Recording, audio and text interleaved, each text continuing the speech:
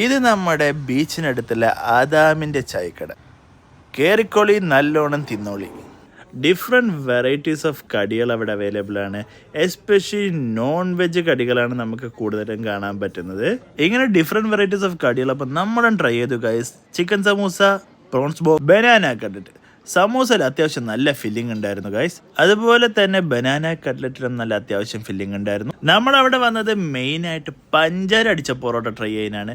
ആദ്യമായിട്ടാണ് ട്രൈ ചെയ്യുന്നത് ഗൈസ്. പഴം, അതുപോലെ തന്നെ 2 ഞാലിപ്പൂവൻ പഴം, പൊറാട്ട എല്ലാം കൂടെ മിക്സ് ചെയ്തിട്ട് കുഴച്ചിട്ടുള്ള ഒരു സംഭവം. തേനും പാലൊക്കെ ചേർത്ത് നല്ല കുഴച്ച് മറിച്ച് നമ്മൾക്ക് അവർ സെർവ് ചെയ്തു ഗൈസ്.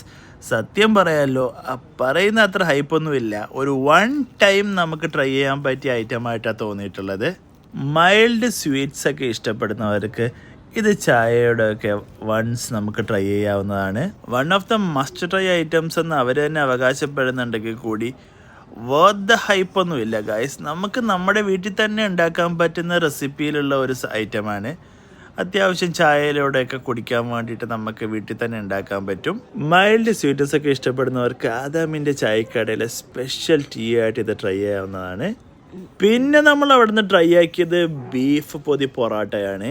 അങ്ങനെ നാടൻ വാഴയിലയിൽ പൊതിഞ്ഞ പൊതി പൊറാട്ട നമ്മുടെ ഫ്രണ്ടിലെത്തി ഗൈസ്. അത്യാവശ്യം സ്പൈസി ഫുഡൊക്കെ ഇഷ്ടപ്പെടുന്നവർക്ക് ഇത് ട്രൈ ആവുന്നതാണ്.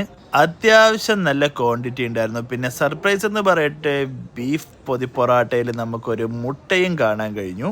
അങ്ങനെ ഒരു സാധാരണ ചായ കൂടി അവസാനം പൊറാട്ടയും ബീഫിലും അവസാനിച്ചു ഗൈസ്. പിന്നെ എരിവ് കഴിക്കുമ്പോൾ മധുരം കഴിക്കുന്നത് നമുക്ക് ഫർദാണല്ലോ. അത് കഴിഞ്ഞിട്ട് നമ്മൾ അവിടുത്തെ സ്പെഷ്യൽ മുട്ടമാലയും ട്രൈ ചെയ്തു. അങ്ങനെ അവിടുന്ന് വൈൻഡപ്പ് ചെയ്തു ഗൈസ്. Thank you.